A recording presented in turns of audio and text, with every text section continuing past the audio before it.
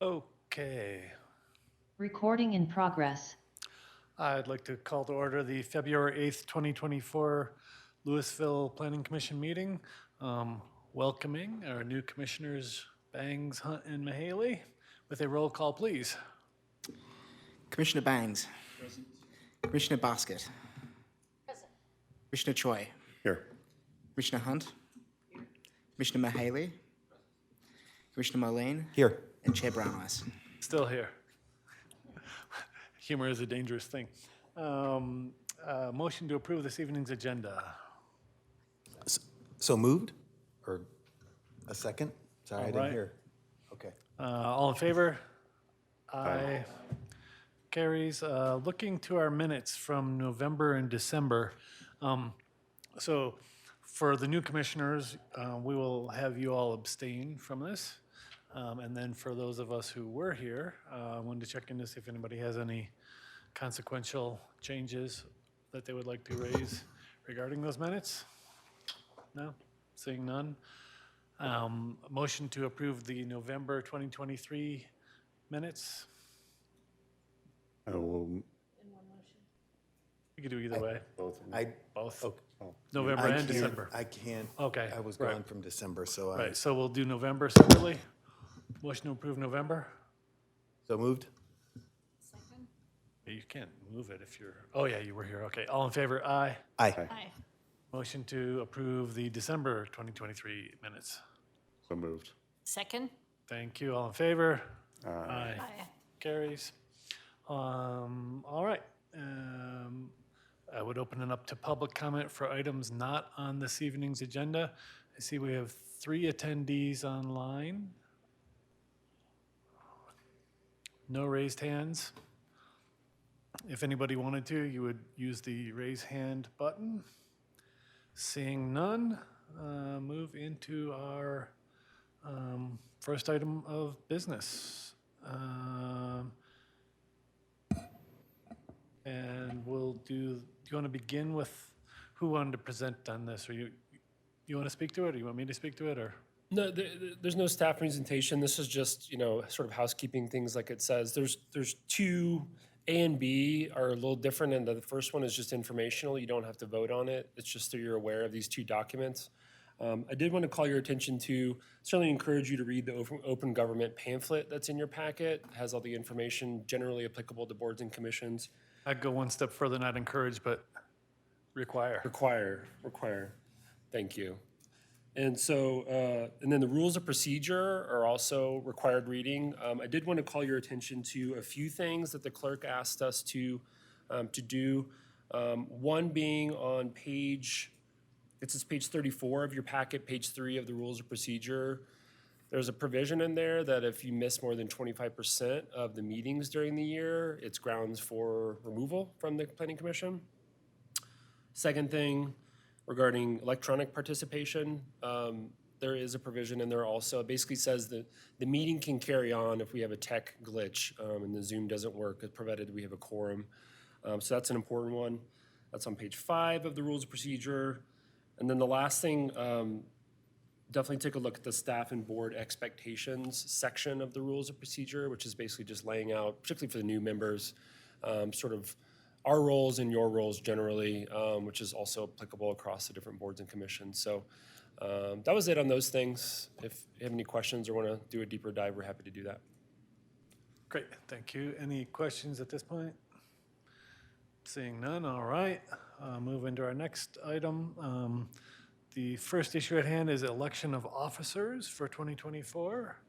If I would entertain a motion for that. Chair, I would like to move to re-elect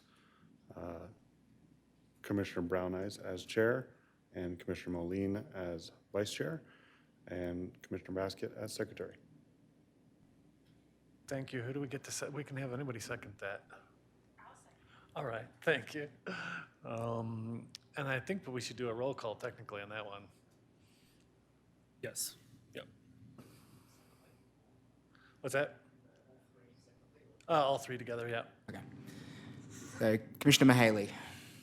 Commissioner Choi. Yes. Commissioner Basket. Yes. Commissioner Mullane, Yes. Commissioner Hunt, Commissioner Bangs, and Chair Brown Eyes. Yes.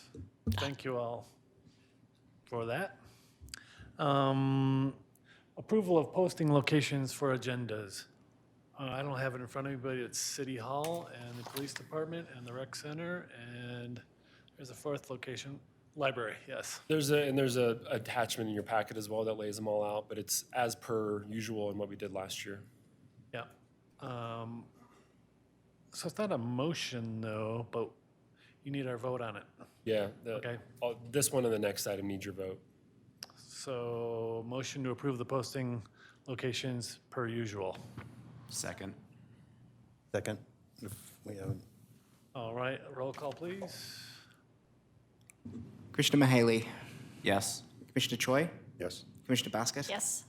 Commissioner Mullane, Yes. Commissioner Hunt, Yes. Commissioner Bangs, Yes. and Chair Brown Eyes. Yes.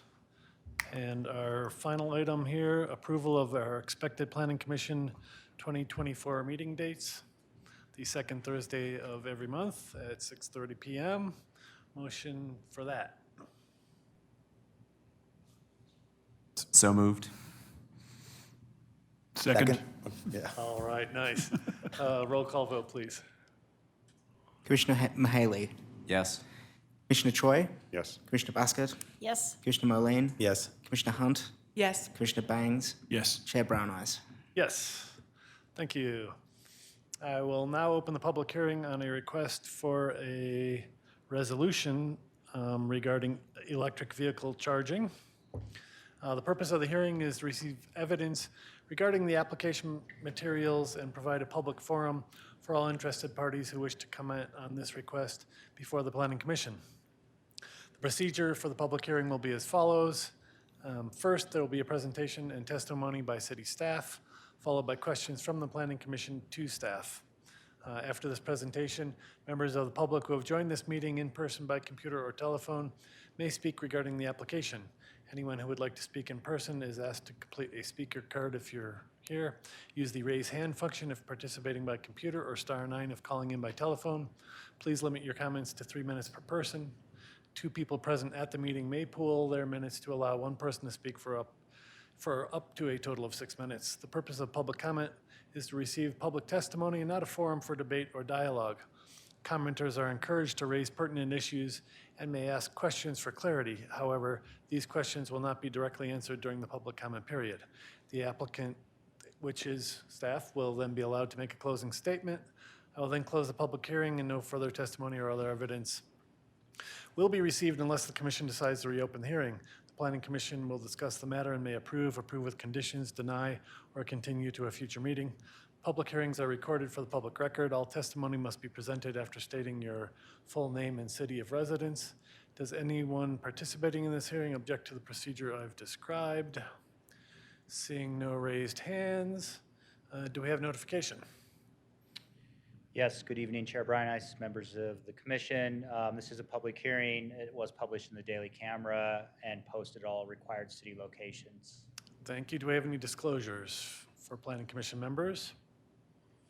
Seeing none, I invite you to take it away. All right, thank you. I'm Rob Zuccaro, Community Development Director for the city. I'm going to be making the staff presentation on this evening. So just a little bit of background. In 2021, the city adopted its first electric vehicle charging standards by Ordinance 1816. This was part of a series of other code adoptions, including the adoption of the 2021 International Energy Conservation Code and the Net Zero Residential Code that went along with that. So that International Energy Conservation Code was both for commercial and residential. And then a residential net zero code. So the city was undertaking a series of code amendments to try to get more efficient buildings, try to transition away from fossil fuel infrastructure, promote electric infrastructure. Following that, the city in 2022 adopted an additional commercial code for all electric water and space heating. So that was for commercial buildings, their domestic water, not their processing water, and their standard heating of the spaces that wasn't industrial heating or anything like that. It was to, again, transition away from fossil fuel. The reason I'm bringing that ordinance up with the one that was in 2021 is that there was quite a bit of business pushback on those codes. There was a lot of concern about the feasibility of implementing all of those codes. So City Council asked us last year to meet with the businesses, meet with property owners, developers, and try to understand what some of the feasibility issues were with all of those codes. So we did have an open house in August where we had a lot of businesses and property owners and developers attend that meeting, and we received a lot of good feedback. We've also been working with our staff and some consultants to really understand some of those feasibility issues. We are drafting some code amendments that are going to go to City Council related to the building codes, but especially for the new commission members. You all look at the zoning code portions of it. You don't look at the building code portions of it, so that's really just background. The one thing that we did put in the zoning code were the EV charging standards. Some of the feedback that we received at that August open house last year was that our EV charging standards were fairly stringent compared to some other cities and that have also adopted those standards. And there was a suggestion that we look at a new state code. It's a state model code that was adopted, I think, in June of last year. It's a model electric ready code, and it included EV charging provisions. And so we did look at that code, and this proposal is based on that code. So this is what we adopted in 2021, and we broke it out into a lot of different types of uses. There's the residential single family, and then we got into apartments, and then we broke it down into a couple of different tiers of commercial uses that we thought would have different demand. And we have 3 different categories: installed, ready, and capable. So installed means you have actual chargers installed. That one's pretty self-explanatory. Ready means that you have the electric panel and conduit and the electrical wires actually going to the space, but you don't have the charger installed yet. And then capable is that you have the conduit going to the space. Your electrical panel has room to put in a new circuit, so it's sized for future service. So we had each of these categories based on use for all new development. So this gets triggered with any new development and any building addition of 25% or more new square footage of an existing building. So this is what we've had on the books. This is what our proposal is. So this aligns with the state model code. It really breaks down the different categories into commercial, non-R2, which is really all of your standard commercial. So that could be industrial, office buildings, retail. And then we have commercial R2 occupancies. Commercial R2 is an apartment building or an apartment building and some other group type occupancies that are residential in nature. So there's a different set of requirements for that. Again, the commercial is a little less stringent. With the residential, the idea is that there's more people living there, having demand to charge. The commercial is a little less stringent because it's mostly employees. It's a little bit of people actually using the business. So those tend to have less stringent requirements. There's a new category in the state code, which is EV capable light, which means really you just put the conduit in. Your electric panel doesn't have to be sized. So that means when you do want to use those, you might have to upgrade your electrical service. So there's a new category of the percentage of spaces. So this is the proposal. We didn't change the residential for single family. It's still 1 ready and 1 capable. So basically this brings, I would say, down really in all of the category. Oh, let me mention this too before I get into a comparison. I think Commissioner Banks, thank you, he noticed we had a typo in the ordinance. So I think we were missing the number 10 here in our proposed table. So just wanted to point that out. We'll make that correction if this moves on to City Council. So it's broken into these categories. I did put them side by side here so you can kind of see a comparison. you know, there are fewer spaces required in really each of the categories as you move along here. The total number of installed is less. The ready spaces is a little bit more in some of the categories. But it's comparable a little bit, but the installed spaces are a little bit less. So it's a little bit less stringent is the point. So I think this is what the businesses were asking for, the developers and the property owners. We did look at a few different ordinances. We put in the packet the Lafayette ordinance and the Boulder County ordinance. Lafayette's ordinance is actually, I would say, a little more stringent than our proposal. The Boulder County existing ordinance is less stringent. So there's a wide range of what's out there that we could consider. So with that, I would be happy to answer any questions and see if you all would like to recommend this to City Council. Open up for questions, Commissioner Mahaley. Thank you. I have a few questions. Starting with the definition of new, so is this just for new development, or how would renovations fall under this? Yes, it's only a renovation where there's a building addition with 25% or more new square footage. 25, okay. So like renovating something on Main Street, or like perhaps the Kohl's building, staying roughly the same size, this wouldn't be Yeah, if applicable? you keep the building the same size, it doesn't trigger the requirement. Okay, thank you. And then, so if you go to table 2, so could you help us understand the different categories? And I guess the question is, let's just take the example of the commercial buildings, R2 occupancies with 10 or less parking spaces, right? So if you make 15% of your spaces EV ready, does that also satisfy the other categories? Or do you need each of the categories so about 35% of your spaces are going to be some level of EV It readiness? was the second, yeah. So Okay. they build on each other, yep. Thank you. Great, thank you. Commissioner Basket? I appreciate you having the side-by-side chart up. So I'm only concerned, I think, until I hear further discussion about the proposed residential buildings. And I'm concerned about multifamily dwellings. And I will give you a typical example. My daughter and son-in-law gonna finally get a new car. Boy, do they want to get an EV, and they're in a multi-unit development that has no charging stations, so they cannot do that. I really think that multifamily units need to have some requirement. Right, so in the proposal, if it's a multifamily development with 10 or more spaces, they'd have to put in 5% actually installed. Okay, so you Yeah. are recategorized residential, because you Yeah, had in the other sorry, yeah. table. I'm sorry, Rob. Yes, so let me restate that for clarification. So here we have residential, single family and multifamily.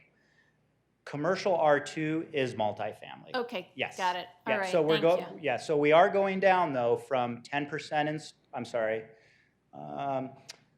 right here we were saying with a multifamily, so we had two different categories. We had multifamily with dedicated spaces, it was the same as single family. If we had multifamily without dedicated spaces, it was 10%. So we are going down from 10 to 5 installed, but we are requiring more ready spaces than we would have under the current code. So it's less actually there, but more capable. I have a Yeah, please follow-on to continue, that. yeah. So just in the practicality of, I don't know where it comes in. So if you're a private homeowner and you buy an EV, then you make your ready station ready. But whose responsibility is it in a commercial or a multifamily building to do those upgrades?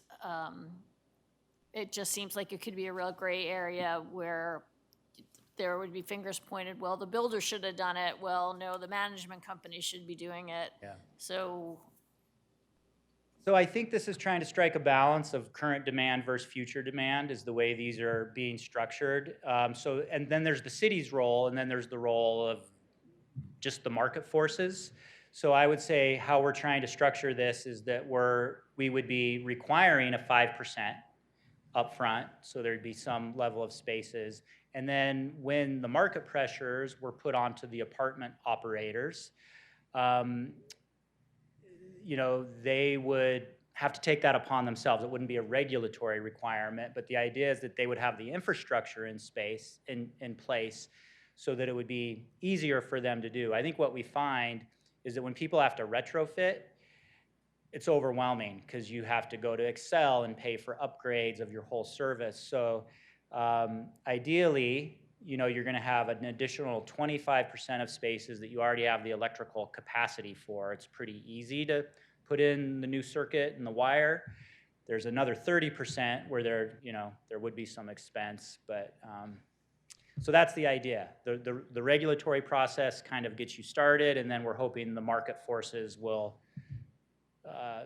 you know, cause the rest of those to be put in. Commissioner Mahaley. So following up on Commissioner Baskett's example of, so would like a duplex, a two-family duplex, would that fall under, or could you show me where that falls under? Yeah, duplexes are actually going to fall under the definition of residential building because they're considered single family. Okay, So these R2 occupancies are really when you stack units yeah, on top of each other. So anything that's a row home or a Yeah. single family home, duplex. so the question that I'm driving towards is how is rounding accounted for? And thinking about her example of the multifamily, so like a row of townhomes, would that qualify? Or where would a row of townhomes, like Pheasant Run, where would that qualify? Yeah, so those would fall under residential buildings. Okay, so like only an apartment building would classify as the commercial building? Yes. Okay, and so if the commercial, if it has, so that would imply, right? So that only, if it's 15% for the 10 or less parking spaces, does that mean it only really triggers at 3 parking spaces? And how do you make sure that there are enough units there, in other words? You know, because thinking of everyone wanting to get an EV, if they only have, you know, having it be a percentage, I feel like we should account for the number of units. Yeah, that's another way to do Yeah. it. And, you know, so there's language in the code. I'm going to have to pull it up. I'm pretty sure I'm not 100% sure, but I'm pretty sure we have language in the code that states that you round up. Okay, It might be, let me check it, because it might say that you round to the nearest number. So anyways, there is number in the code to guide on how you round. But yes, I think the idea, this is drafted, that you're not going to provide EV charging in an apartment complex for all users the way, if it's built Fair. today. That's not the intent of it. yeah, understood. However, for row homes or single-family homes, you would be accommodating every single unit with a space. Okay, thank you. And I have another question, but I think we should go somewhere else for. Additional questions on this? Yeah. Yeah, please, go ahead. Commissioner Hunt. Just building on Commissioner Baskett's question about the EV ready and the obligations. What does EV ready mean? You just need to attach a charger to it? Yes. So that is like all the wiring is there. It looks like a plug. Yes, I think, you would just because need I to have put that the in plug my in. new rebuild is a plug, and you just have to buy a charger and stick it on. Yes. Right. Okay. That's EV ready. Well, it could be plug or it could be hardwired, though, probably, right? Is it? Sorry, yeah, well, the wire's going to the space where you Right. would put the plug. So it's either going to be in a closed box, or you might have some other outlet there in the meantime. So it could be either. But at the minimum, you would just bring the wire to that space. Right. And, You'd have a just live put it in an wire. electrical box. Yeah. Commissioner Bangs. Okay, I got a couple of questions. Building on Commissioner Mahaley's question earlier, so you made it clear, 25% expansion would require compliance with this. So we've got a lot of big box retail that's empty. If somebody comes in and takes on one of those sites, they're not required to implement any of this in the parking lots. That is correct. Okay. Maybe stating the obvious, parking spaces doesn't necessarily correlate to units in apartment blocks. That's correct. Okay, so that could be a challenge. Yes, yeah, and in different parts of the city, our code most of the parts of the city, the base code is 1 parking space per bedroom in multifamily, just to give you an idea. Okay. So it's just a different type of standard, yeah. Right. And then last question, you drew the comparison with Lafayette and Boulder. Do you anticipate that if and when the state changes this policy, we will deploy the same changes? I think we could. I think there's a lot of unknowns with the EV future of where's the demand for parking. I think at the home is where we anticipate there'd be the most demand for sure. Most people are charging their vehicles at home, and if they have really long commutes, it's a convenience. It's a convenience for employees. But to answer your question directly, I don't know what'll happen. I don't know how long it'll take them to update their code. You know, at some point, the state could also make this a mandatory minimum code. Right now, it's not, but I could envision the state is looking at making some minimum. You know, the state recently requires now minimum energy conservation codes, so this could become a minimum code at some future point as well. If they make the minimum more than this, and they could make that, they could force municipalities to do those minimums. If they don't make it mandatory, it's really up to you all in the elected body. Commissioner Troy. Thanks for answering the questions, Director Zaccaro. I'm wondering if you can speak a little bit to how staff arrived at some of the language in the draft ordinance, specifically the sentence that says the EV charging stations shall be located in desirable and convenient parking locations will serve as an incentive for the use of electric vehicles. I'm specifically focusing on desirable and convenient and how staff defines those. Yeah, so that's carryover language from the 21 ordinance. So I'm not exactly sure specifically, you know, how that language was developed by the staff that drafted it. But I would say from staff's point of view, where that helps us, because we're working with developers, let's say on PUD development, and the Planning Commission, City Council. So if we see a PUD or you see a PUD where they're putting all the electrical parking far off in a inconvenient space, we all as staff or the Planning Commission can say, hey, developer, that's not meeting our standards. You need to relocate those to, and it's not measurable, but I think it's more of a common sense standard that we could all apply and hold developers to. Thank you. Commissioner Basket. Yeah, Unfortunately, I think that the spaces do get tucked away in the least desirable areas. I did a long road trip with my dog, and what I found is the places I was walking my dog were the places that the charging stations were, like back against the curb where there was 3 foot of grass to the fence kind of thing. So just, I don't know if there's ways to shape that, because we're making a statement about our community by having the EV charging stations in predominant places. And I'm a big believer in EVs and watching the trends. I'm very excited to see the direction that things are going. I think as these become just part of our daily life, my friends are all excited they can go to Target and charge their vehicles there. I mean, so I think it's an amenity. I don't know. I wouldn't want to be too soft on saying you can put it wherever you want it. Would you be amenable to thinking about stronger language? Yeah, we can, and I'd love to hear some suggestions too, because I mean, at least off the top of my head, and we could look at other codes and see what they've done. Kind of a prescriptive standard. I mean, we could say maybe within a certain number of feet of the entrance, of the door, on a commercial building. Commonly in LEED building rating system, typically the standard is that you do them next to your ADA spaces.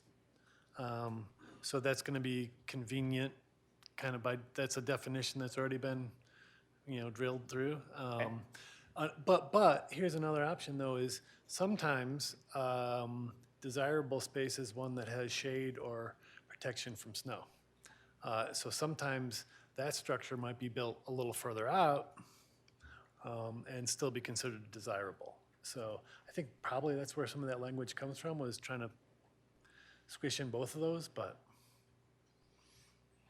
curious what other people think, yeah. Commissioner Hunt?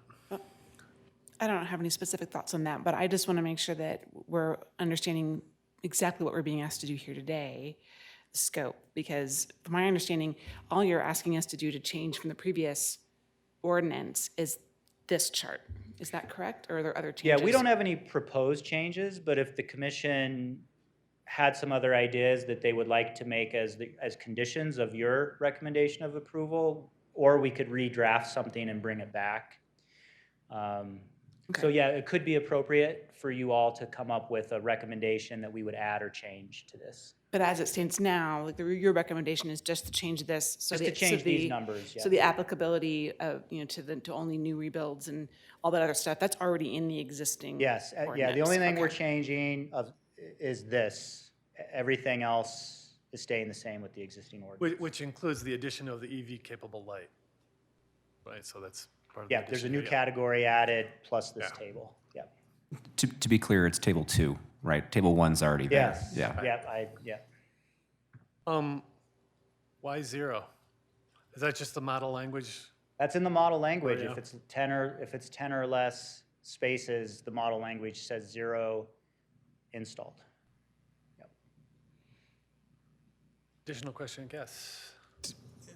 Director Zuccaro, can you provide an estimate of just a ballpark average cost for the installation of an EV station at one of the kind of commercial building situations? That's a really great question. I think we had those numbers in 2021. I might go back and look Okay, okay. and see what they were. It's really hard to say because there's definitely different scales. I mean, Okay. if you're building new, Yeah, and so it's hard to say because if you get above a certain amount of electricity that you trigger a higher amperage service, that's going to bring your cost way up. I see. So it's really hard to say on just a per space basis, but I'll see if we have any Okay. information because I think we did that research back in 21. I think one of the other important aspects of that question is trying to retrofit, doing it after. If you have trenching and you're going under sidewalks and through parking lots, and that's going to be way more than any of these, actually. So, If you're not having to up your amperage, or if you're a commercial development, sometimes Excel will make you put in a new transformer or something even, and it gets really expensive. So, I'm going to say just to put the the circuit breaker in and the conduit and the wiring and the plug itself is probably, maybe at most a couple $1,000s, depending on the length of the run and everything. So it's really where you get into the per unit cost. It's the electric service to the building. So that's where it gets really expensive, having to bring in a whole new electric service to, if you're a big commercial property and you're having to put in, 50 or 100 EV installed or ready spaces, it's bringing in that electrical service. That's going to bring the per cost way up above $1,000. It might be, I don't know, $5,000 to $10,000 per spot at that point, but I'm not sure. Yeah, I'm just curious. Here, I don't know if this is a fair question either, but building on that, are we going to get, as other commissioners mentioned, are we going to get commercial developers that are going to be coming in at 124% of wanting to build up to that threshold of where they wouldn't have to, if I'm remembering this right? Maybe I'm not. Right. So some commercial builders won't make a big addition. They'll keep their addition small. I mean, potentially, I don't think it'll be that cost prohibitive in this. Okay, that's I wouldn't helpful. expect that. Okay. yeah, the cost at that point Point of is adding not. that Okay. compared to 25% of your footprint increase, you've got some money to spend Okay, yep. to start with. It'll be interesting to helpful see. for I mean, me. when we get new multifamily development, if we get that, it'd be really interesting to see if they actually exceed some of these minimums. I'll be curious to see as new development comes in. It's going to be an amenity. I mean, It people could- are going to Right. want it. They're going Yeah. to want to be able to advertise we have EV because, as you say, it's the wave of the future. Yeah, we'll That hope. actually raises a huge equity issue, right? Class A office space with white-collar workers may even offer that as an amenity to employees, where it would be potentially free charging. Other ones might have paid charging, and that's where the whole issue of multifamily really comes in, is people who don't have the ability to kind of control that at all. Yeah. So, I think there is some thought in this world that, in the world of planning for EVs, that eventually the market will hopefully take care of this and it won't have to be a regulatory requirement. It'll just be desirable and demanded by the different users. That's a ways off right now, and that's why we are having minimum regulations to try to incentivize it. well, and again, there too, right?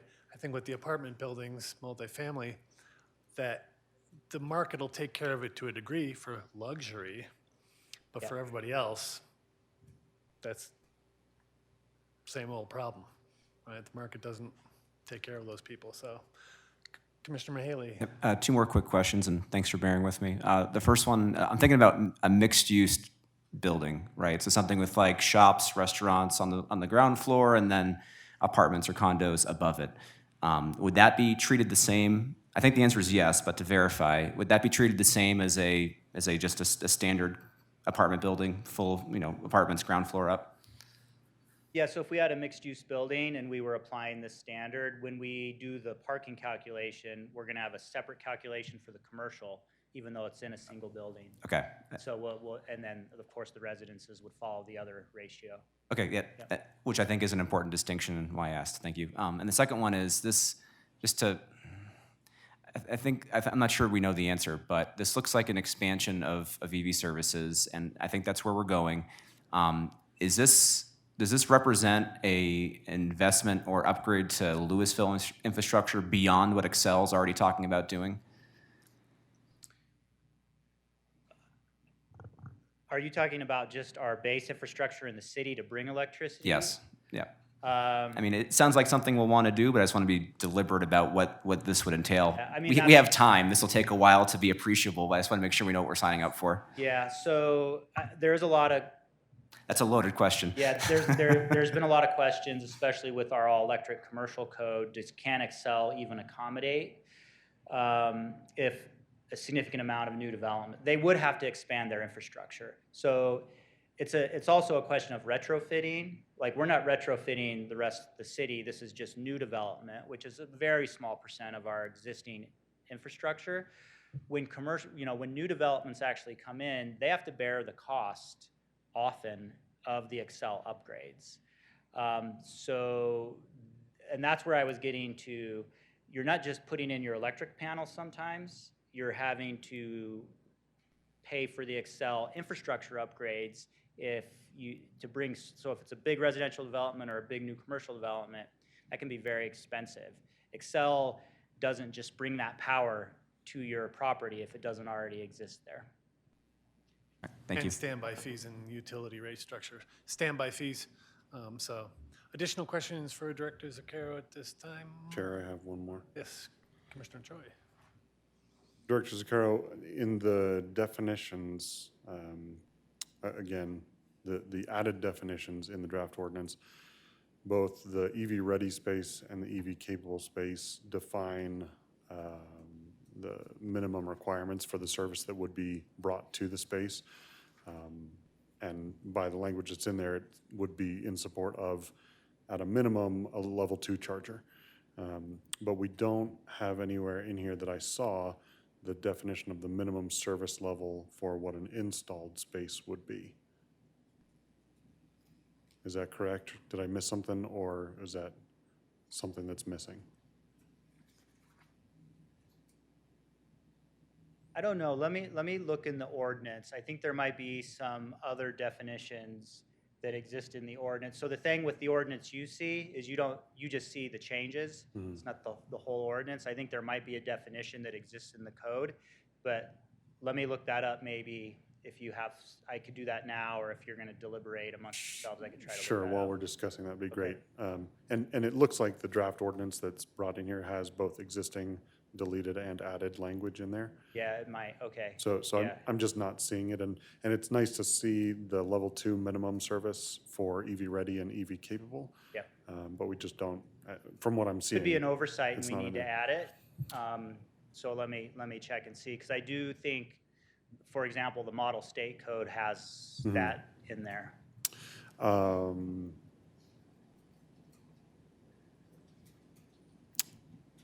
That's my only other question. I have some stuff for discussion. All right. Thanks, Chair. Any additional questions? Seeing none, yeah, if you can look that up, we'll open it up to public comment now. If anybody who, I see we have 5 people participating by Zoom and 1 call-in. If you want to use, raise your hand if you'd like to speak to this, or *9 on the telephone to virtually raise your hand.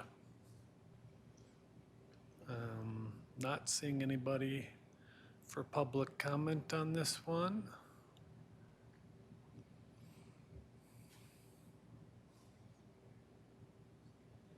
Okay. Maybe we can get this last little tidbit.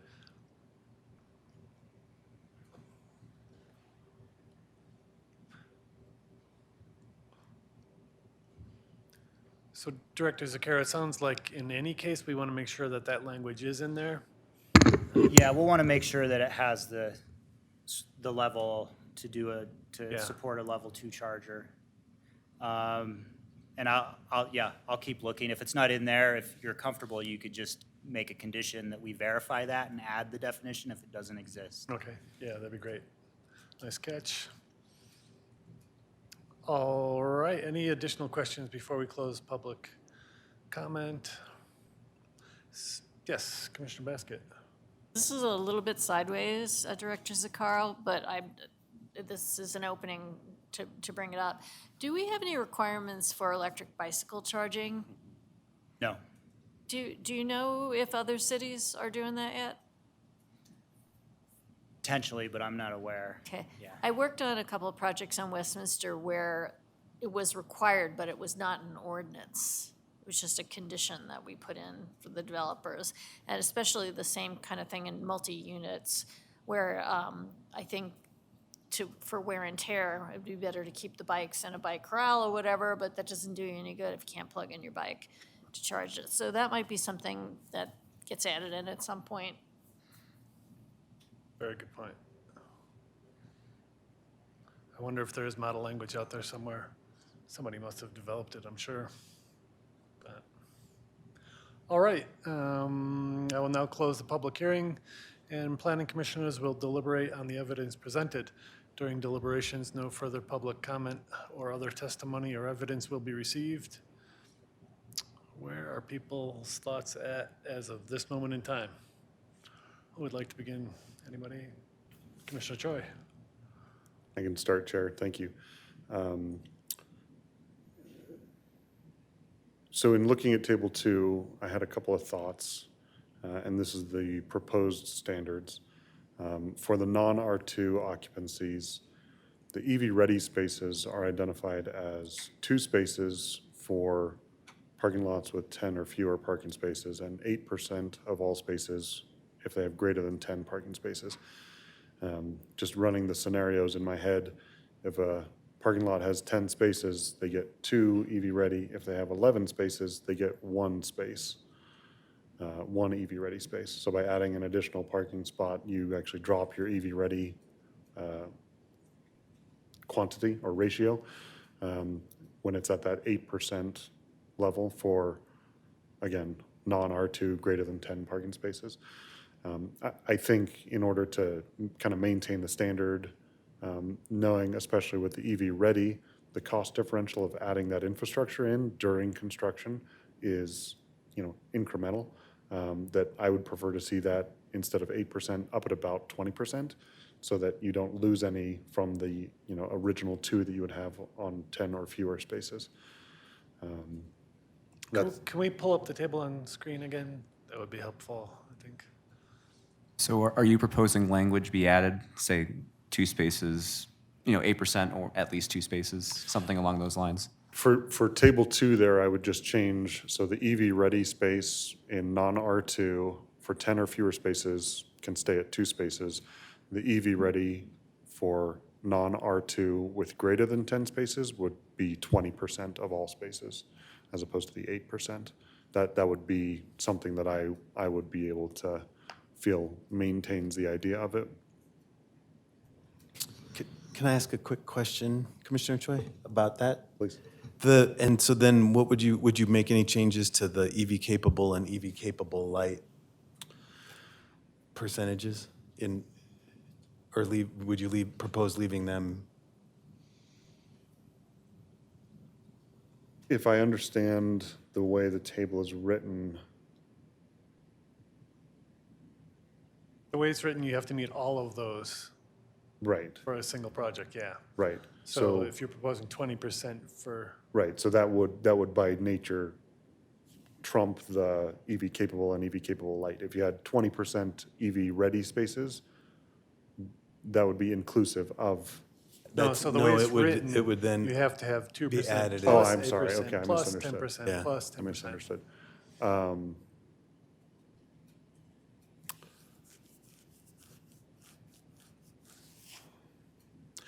See, here's where I go back to, you're adding 25%.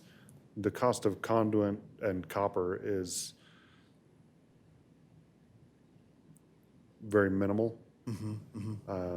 And going back to your question earlier, on the most expensive, so if you were to put in a new dedicated service for one level 3 charger, and that's all you're gonna put in, you'd probably add about $10,000 to your project, give or take, Okay, right? okay.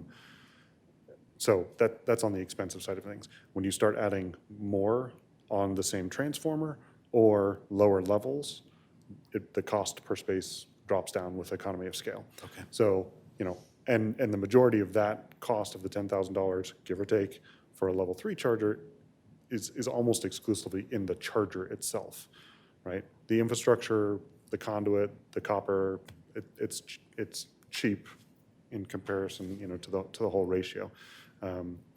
So I don't know, and I guess my comment about the 20% misunderstood the table a little bit, understanding that those would then be additional requirements.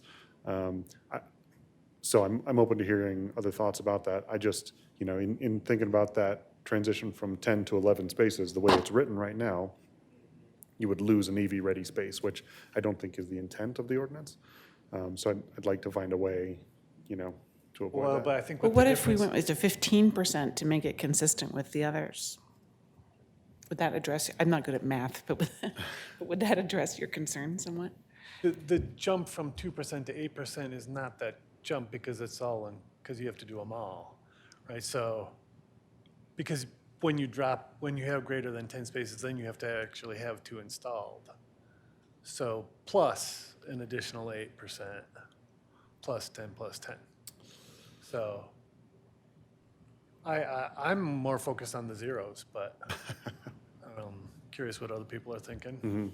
Well, I think, yeah, the point you're making is you build 11 spaces, you're not obligated to have an EV-ready space, right?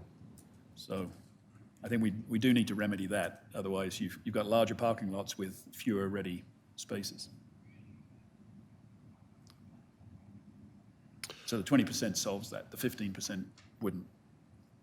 Director Zucchero.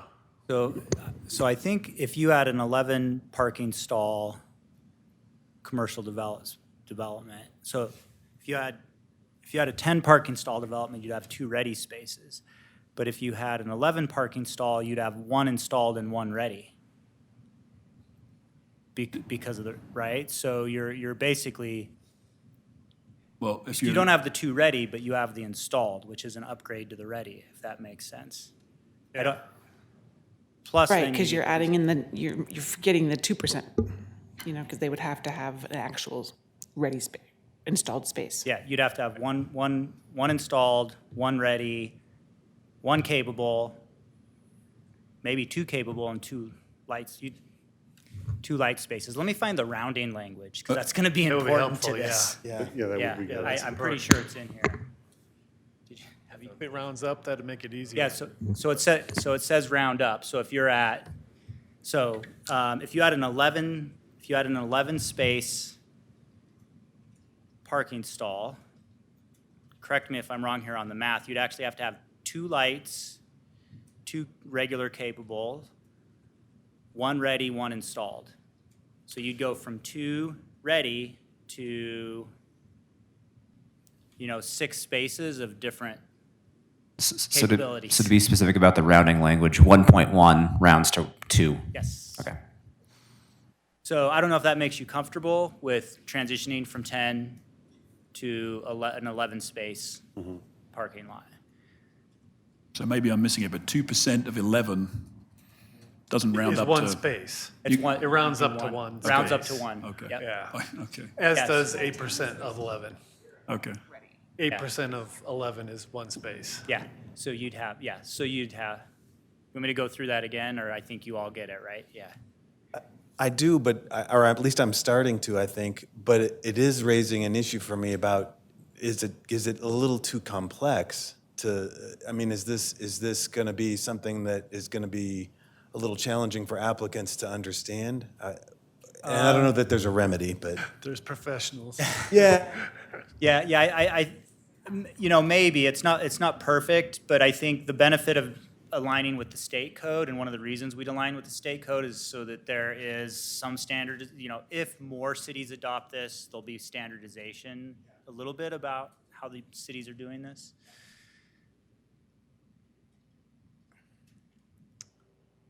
All right. Any, additional deliberation?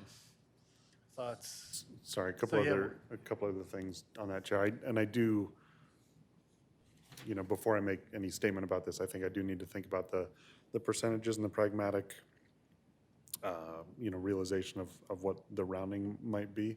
I do think that when we make our statements about the ordinance, having a definition about installed being a minimum level of service for level 2 charger would be something that I think is necessary. And there was also a comment in the draft ordinance that talked about the availability of the chargers being operational during the normal business hours of the uses that it serves. And I wasn't quite sure why that was in there or what that would mean. I don't think we have any bad actors in town that would, shut off the breaker as they're closing up the door for the evening. But I do wonder about some of the language that's in here while we're talking about the approval of the whole ordinance. Well, it sounds to me like in that situation where it's not necessarily a bad actor, but a business that's closed doesn't want to leave their charger available to somebody to charge overnight. Mm-hmm. And that is the business owner, they have that right to do that, apparently. I don't know how much of a, I don't think we'd want to be in the position of sort of like authorizing people to take people's, a business's electricity outside of business hours. right. Now, it could be for a fee anyway. Right. Right, during the daytime when they're open. So at that point, I don't think there's any vendor who operates those systems that would allow it to be shut off because they're trying to maximize the purchase of that product. But if it's free, that's a little bit of a different issue. Yeah, that's true. And I wasn't thinking about it. I was thinking about it from the perspective that most people, most instances and applications of this would likely be through a provider. Okay, yeah. And again, my hunch is that, right, when there's a provider involved, that they want that thing on and available as much as possible. So where, to me, it would seem like the market would force that, probably, but I don't know if the language, Yeah. if we need to go further with it. And just as a note, the draft ordinance does have a typo in it in Section 1, Part E, General Requirements 2B, for the record. What's the type? Oh, you have it? It's missing the word "that." So, thank you. And what are other people thinking about the different numbers? I mean, back to the EV ready spaces and the 8% number, 8 does stick out as a, well, I guess 8 and 2, right? They're not 10, 15, or 30. I mean, here's where a challenge of scale comes, right? Because I'm thinking of like a, big box store, right? It has 100 spots, 8% versus 10% is appreciable. And, Yeah. so whether the remedy is to add some sort of logic in the language to classify, minimums, or whether it's another tier that's, between 10 or 100. I don't want to make it too cumbersome, but I wouldn't want to ratchet that up too much to make it much more beyond the surrounding areas we have. Because then it would be a pretty significant cost to build here versus somewhere else. So I do like that we're sort of in family with Boulder and our surrounding communities. And I do think that there is value to aligning with state guidance on this. And there's a lot of value in that when we're, again, trying to be open for development here. And this is obviously a first step in trying not to get too far out ahead of demand. And hopefully, demand will take care of this eventually. And that's, again, there where I come back to is on the multi-occupancy buildings, that 0, I think, should be 1 space. Just to Or make sure, 5%. just to make sure I'm So clear, commercial Chair Brana, so buildings, the commercial buildings are 2 two occupancies. And I'm wondering about the non-R2 occupancies as well. And you're saying if those installed spaces, if that should be, Potentially 1 yeah, okay. instead of 0. So 5% or 2%, whichever number. But I don't know what other people think. You're talking about the residential buildings, Both, actually Right. both at this point, commercial buildings non-R2, the commercial buildings, and commercial buildings R2, which are the multifamily, where we have 10 or less parking spaces, whether that should be, they should just, well, I guess we'd stick with the same numbers of 2% and 5% because those both represent 1 space. I mean, I think that's fine. I think residential buildings, homes are a little bit different. I think Right, I think that I should just stay think at you 0. just should stay at 0 because I'm with you you can there. always put your charger in there if it's ready. Yeah. Can I just clarify, Chair Brana? Where you're headed is you'd really like to see each of those, no matter how small your commercial building is going to be, it should have at least 1 installed EV space is kind of where you're, okay. Yeah, I guess it does come down to good point. Well, Right, because how many, yeah, But no, but you have 2 I'm, parking spaces, should you have 1 of them? yeah, I mean, maybe so, maybe so. I just wanted to Maybe, make sure I yeah, understood. Yeah, I'm wondering. Or maybe the number, well, except for the model ordinance has 10 or less. Yeah, I'm curious as to whether, So I think you're thinking here, so maybe you would make this 1 and this 1. So you'd have 1 installed and 1 ready. So the total number of spaces stays the same, but you actually have a charger installed. Could be one way to do it. yeah, And then here you could do 1 and then maybe change this to 10%, which would probably get you the same total number of spaces, but 1 would actually have a charger in it in both scenarios. that would be a clean solution or a clean way to approach it. I'm not dead set on this either. I'm curious what other people are thinking. Chair, I'm looking for Well, language. I'm sorry. Please go ahead. I was going to say, how many commercial buildings new builds are likely to be built with 10 or less parking spaces. Very few, that's a good point.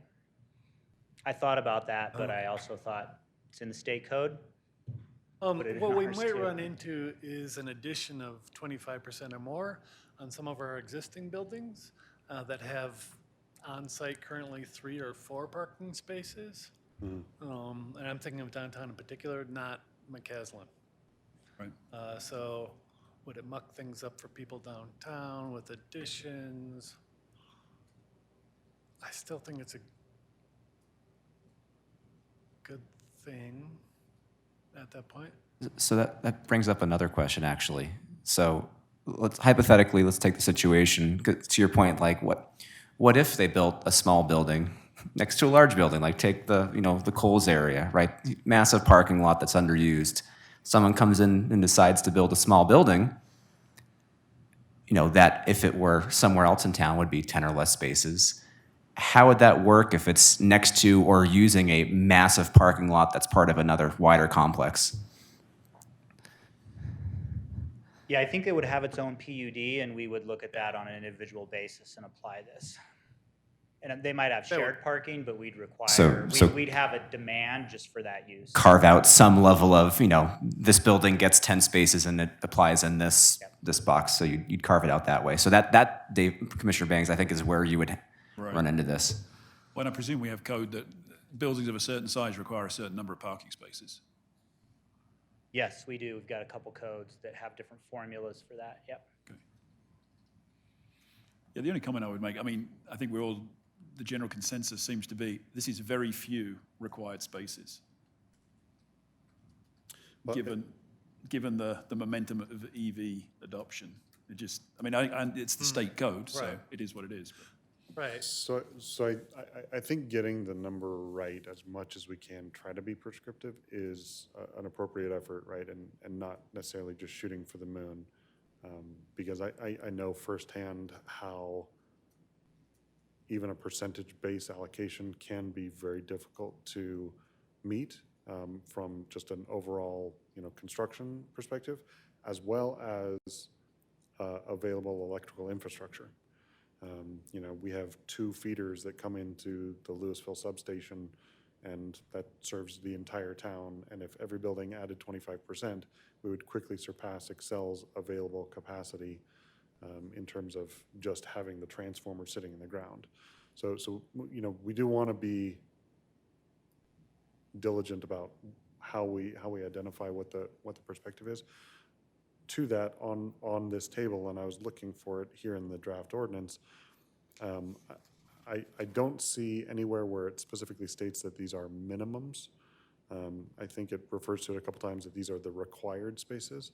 So I do want to also make that clarification that, we like to have faith that all of our developers are well-intended and that these would be minimums so that they wouldn't, put in 1 installed space and 1 ready space and 1 capable space and 1, capable light space, but they could kind of do the best for what the development is. The state code actually has some language, and I didn't bring it into this ordinance for the sake of simplicity, but it basically says that if you put in, 20% installed spaces, then that you actually get more credit than, right. Yeah. And it's even, you could reduce the number. It's not even 1 for 1. It's like for every installed space, I think you get to reduce your capable spaces by 2 and things like that. And I think that type of language could be very useful because, again, when you're going through the process of planning and implementing a development, and you are running conduit and copper and buying, charging stations, right? The economy of scale says maybe we want to do this, and then you get credit for the other stuff that really doesn't have a lot of value add at that point. Yeah. Well, to be clear, I think we would absolutely interpret this to be a minimum code, and we certainly wouldn't prohibit more, but we don't have an incentive like the state code has in it. Yeah, along those lines. So let's think of the example for the R2 occupancies, a 10-spot building, right? So the way I read the table as written, 15% of spaces means 2, so 2 EV ready, 1 EV capable, 1 EV capable light. So of the 10, 4 would have to be in those categories. If the builder would go and say, well, I don't really want to do one capable or one capable light. I just want to make 4 EV ready. I think that's a great trade. I think they should be able to do that. I wouldn't want us to say, well, that's great, you can do 4, but you still need to have the capable one ready. We're almost penalizing them for doing more, and I think we should have language to have it be that's trading up for us. I would say, great, if you want to do 4 ready instead of 2, 1, and 1, I think we should let them do that. I think we should encourage that, frankly.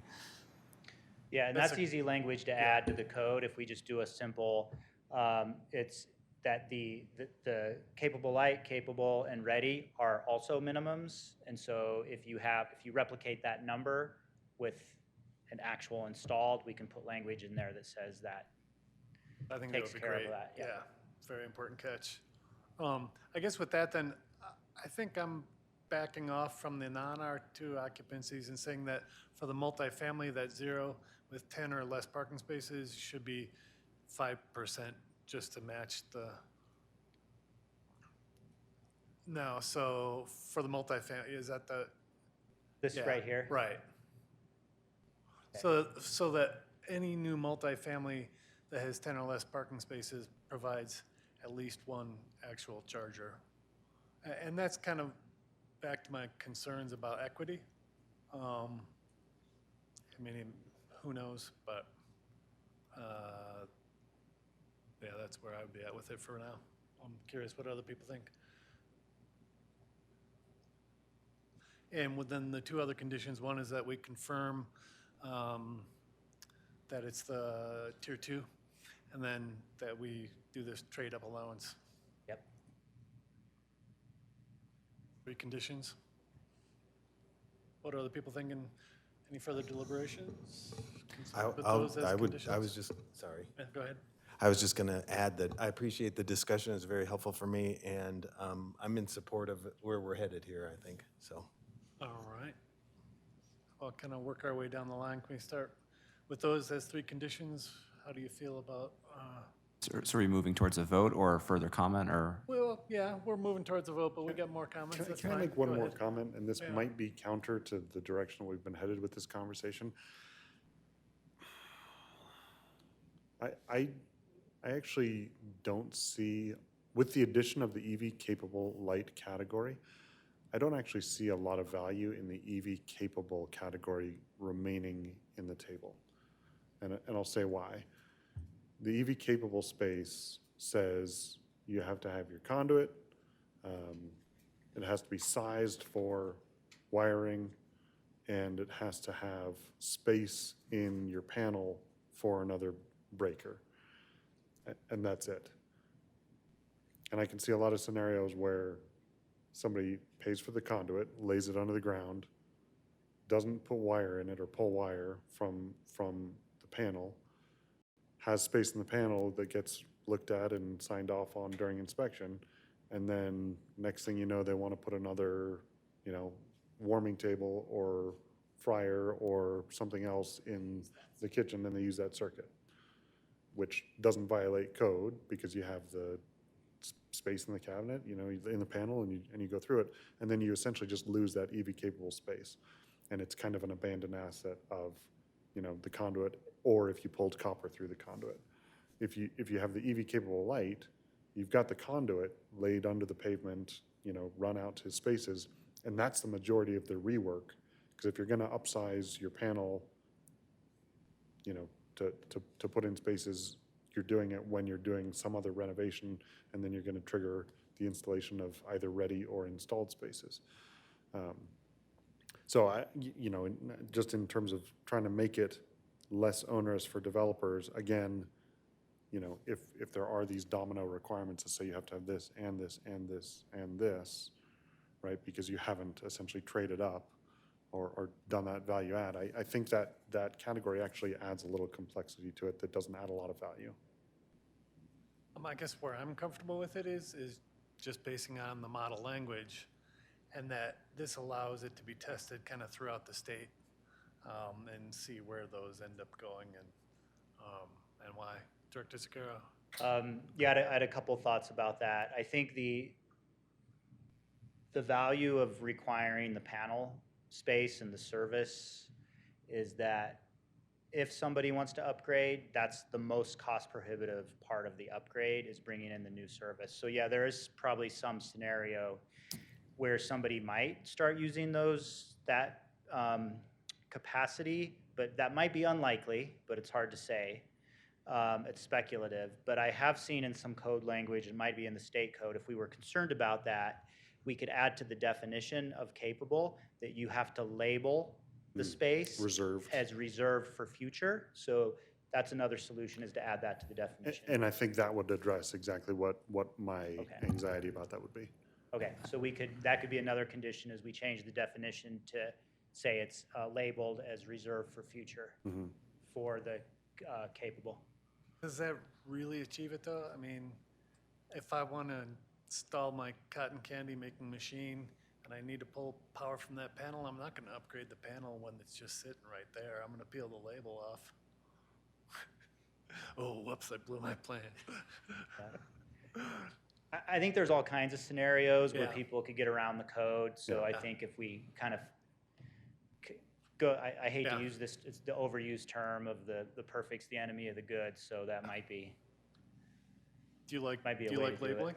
I do, That's you know, good for me. I'm All also a right. fan of, locks only keep honest people out, so, All right, yeah. So is that a fourth condition then? I would add that Yeah. to the mix, yeah. Come up with that language? All right. Additional deliberations, and at this point, where is everybody standing on it? So yes, moving towards a vote, but how are you feeling? Feeling good, thanks. Okay, good. Glad to hear it. I've made comments before about being in line with the surrounding communities and not representing a onerous burden compared to from a competitive landscape perspective. I was initially concerned thinking of vacant large box stores in our community and having this become another deterrent for refilling that. So I'm happy that it only applies to renovations of 25% or larger. That's I think a very important distinction here. So to be certain, that's a renovation that includes an addition. And a of renovation with new space. So if you just take So even standard if you just take a renovation- shell and redo the surfaces, this doesn't apply. Yep. Yeah. Yeah, I think I've made all the comments All right. I need to make. Commissioner Choi. I'll just work our way down here, so. I think I've said my piece, Chair. I appreciate it. I would be in support of the ordinance with the amendments as proposed. Commissioner Basket. I'm also in support with the conditions suggested. Marlene. Same. Hunt. I am as well, and again, I want to reiterate, I think there's value in following the state guidance on this, given where we are in the life cycle of the market for EVs. Commissioner Bangs. Yep, I'm in support, particularly the stacking incentive, so to speak, to give developers a real incentive to create actual EV charging stations, because it'll be interesting over time to see how many of these ready spots ever actually evolve to charging stations themselves. That's an unknown, but it's a concern. Yep. So I'm also in favor of it at this time. With that, I would entertain a motion. Chair, I would move to approve Resolution Number 1, Series 2024, resolution recommending approval of an ordinance amending Louisville Municipal Code Section 172170, electric vehicle charging infrastructure with proposed amendments. 4 conditions, and you've captured those. Great. Can we review those right now, just to Yeah, make sure they're yes. make sure they're complete? Yes, Thank you. please go ahead.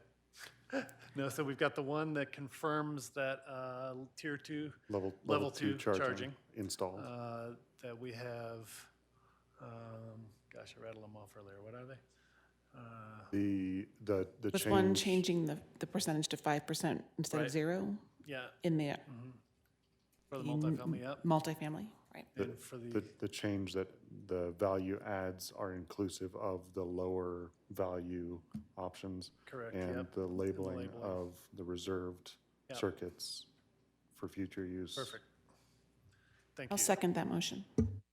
Thank you. Roll call vote, please. Commissioner Mahaley, Yes. Commissioner Choi, Aye. Commissioner Basket, Yes. Commissioner Mullane, Yes. Commissioner Hunt, Yes. Commissioner Bangs, Yes. and Chair Brown eyes. Yes.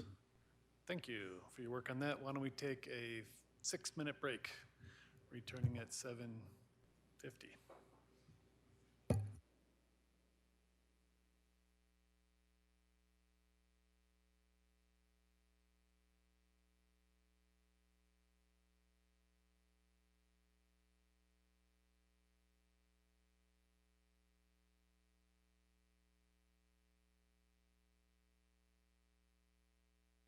Recording stopped.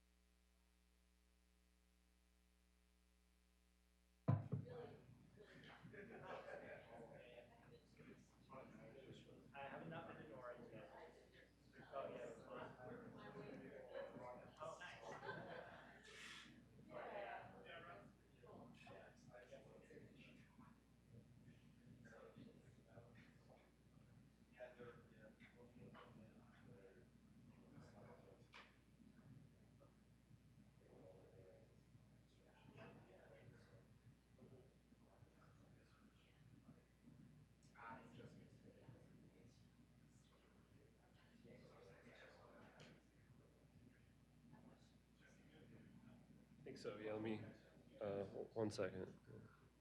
Recording in progress. Okay, if we can call the meeting back to order, please, with a presentation on the comprehensive plan update. Okay, so I'm Jeff Hurt. I'm the planning manager in community development and the city's project manager for the comp plan update.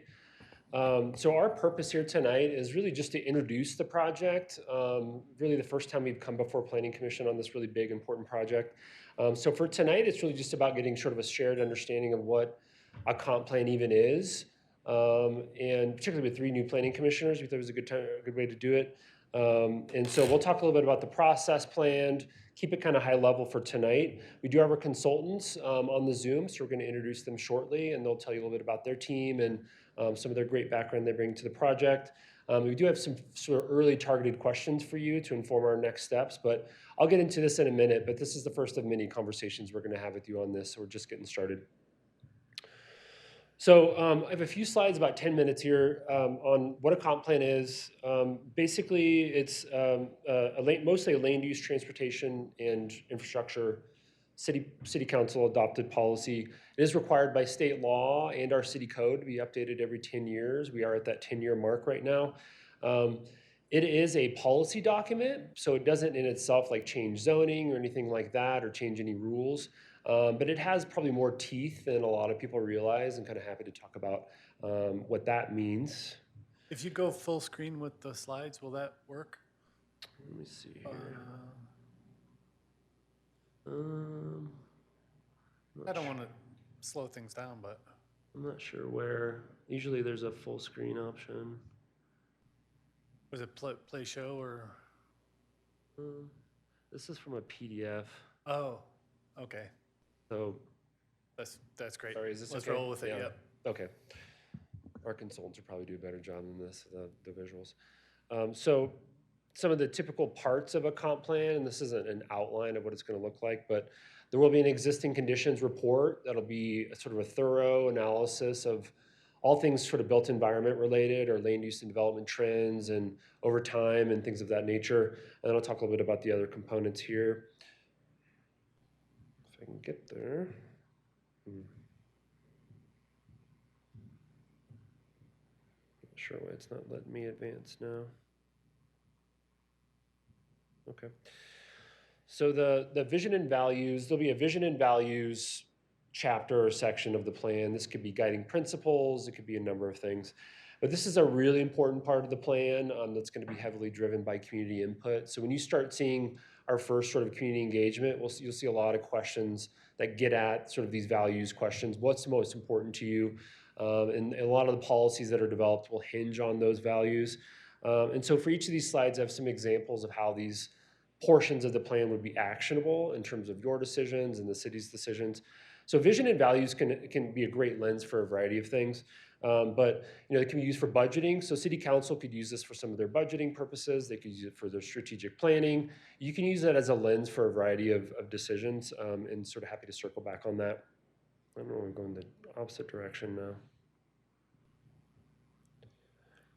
All right, so the land use framework part of the plan will be one of the sort of the biggest parts of the plan and will garner some of the most community input, we imagine.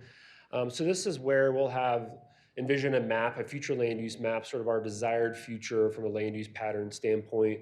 And then there'll be policies underneath that sort of define what all these land use categories mean and things of that nature. But in terms of how this actually becomes actionable, there's a number of different ways, and we're happy to talk more about this, but certainly as you see, PUDs come in, rezonings come in, private development requests, we have it codified to evaluate those against this plan. So we would pull up this plan and say, so if somebody wants to go from residential to commercial, we would look to this map and say, is this part of the vision, things like that. It also can really help us with changes to our zoning code. We tend to, as a lot of cities do sort of a patchwork set of updates over time. And so this is a great opportunity to sort of establish a vision for what do we want our rules to look like, what are some of the principles around that. And so it can really lead us to, in this case, we imagine a lot of zoning code changes would come after the comp plan. So there's a huge range of uses for this part of the comp plan. And Sorry. going the wrong way again. To Okay. interrupt again. Also, Yeah. is Allison, is she on the consultant team? Yes, so Okay, she Jessica has a and hand Al. raised. I don't know if she was trying to get through to Oh, you. okay. Maybe I don't we know. can open her mic briefly and see whether she wanted to comment on something to support you in this effort, perhaps? She's just wanting to get in so that we can help give our presentation in a moment, so. Okay. Great. Sorry to interrupt then. Oh, no, you're good. So our clerk should have promoted you to panelist, Jessica, and hopefully Allison too. Is that okay?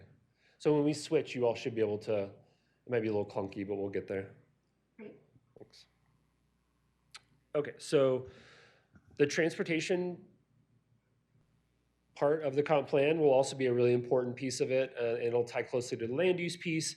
So this is where just envision a map of all of our existing facilities, but also desired future facilities around everything related to transportation, walking, biking, driving, transit. We did a transportation master plan, as you may be aware, in 2019, which has been well received. So we'll look to build off of that, but we want to bring it into this plan. And so there's a wide range of ways this is actionable. Again, with private development that comes in, we want to look at this and say, you know, is there a connection that's really important for this development that we want to get as part of the private development proposal? It can be helpful for looking at street design standards, things of that nature, CIP planning, all kinds of uses for this part of the plan. And then there'll be a whole host of sort of policy statements around different topics. We don't know yet what those are. But here are some of the ones that we expect to be front and center. And it's important to note, this is a comprehensive plan. We're not going to do a deep dive on all of these things, right? This is such a huge range of topics. So a lot of these things have better sort of homes and other adopted documents through other departments and other efforts. But the comp plan can at least sort of reinforce some of those policies and make sure that they're aligned with this land use and development framework. And so there's always going to be active, related, parallel city projects. And so here's just a few of them that are sort of top of mind right now. PRO stands for Parks, Recreation, Open Space, and Trails. They're going to be doing an update to their master plan here soon. We're actively talking with the parks folks about that, how we can align those two efforts. There's work being done in the downtown area in terms of the vision plan, which is more about the public sort of streetscape aesthetic and design. That will need to integrate with this as well, as will the housing plan, which we'll bring before you soon. We're working towards adoption on that. Happy to talk about how that kind of syncs up with the comp plan. But there's a lot of moving parts, and the point is all these things need to talk to each other.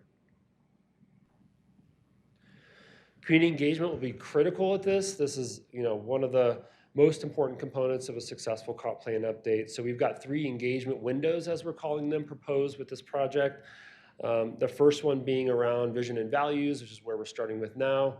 And then later in the summer, we'll talk about this with our schedule here in a moment, there'll be a series of, we don't know what these are yet. We want them to be driven by community input, but we imagine there'll be some key choices in front of the community in terms of land use options, more granular looks at specific areas of town, things of that nature, trade-offs, those kinds of conversations.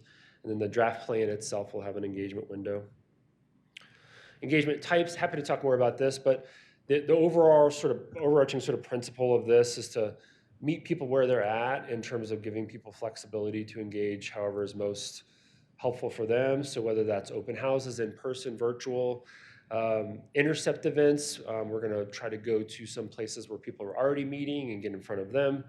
And so there's a number of different things we're doing, including, of course, checking in with Planning Commission throughout and City Council. We're also doing sort of a full tour of all of our boards and commissions right now, introducing them to the project. I think we're going to eight boards and commissions over the last month and this month. So it's a full-on blitz of engagement that's happening with this project, as it needs to be. Our project structure, and this is what I'll turn it over to our consultants to introduce them here in a sec. Our project structure has City Council, of course, as the adopting authority of this. Planning Commission does have a codified role in the city code as the recommending body to City Council. So your role is going to be critical and sort of, as a sort of an oversight guidance body. So we'll be coming to you quite a bit for this project. I mentioned in parallel, we'll go into other city boards and commissions. We've also initiated a lot of conversations as focus groups sort of topical focus groups around different subject areas, transportation, land use development, equity, diversity, inclusion, all kinds of groups that we've been engaging with. Happy to talk about that as well. We do have a city project management team that's interdepartmental to make sure all these efforts are talking to each other. And then we've got a fantastic consultant team led by Design Workshop. And I'm going to let them go ahead and introduce themselves and give a little overview of their team and what they bring to the table. So I will attempt to switch over here if Jessica, you and Allison are ready. And Ben, do I need to switch it over to you so that they can share their screen? Okay. So, see if this works. Okay, there she is. You can take it away, Jessica. We can all see you in here. Great, thank you so much. Jeff, do you want us to run through the slides that we have? I can't screen share right now, but I'm happy to do that if you'd like. That would be great, yeah, but you can't screen share? It says it's disabled for me right now. Okay, I thought we had done that. All right, bear with us, sorry. No problem.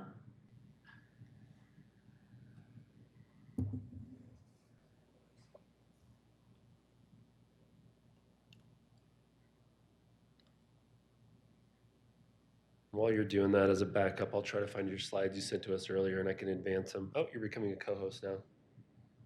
Okay, great, there we go.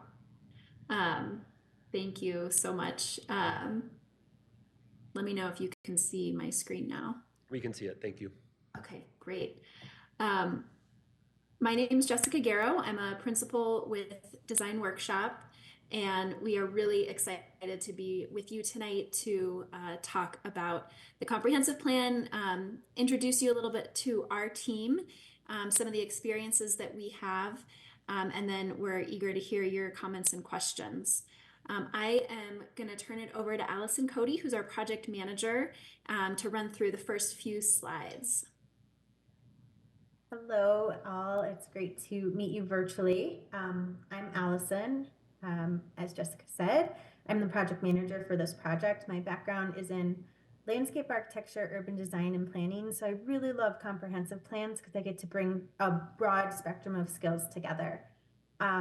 Joining our team is Riley Timmons, who is really fabulous at public engagement and is helping to guide and direct how we approach engagement and how we get really creative and have fun meeting with your community where they are and learning from them to help guide this process forward.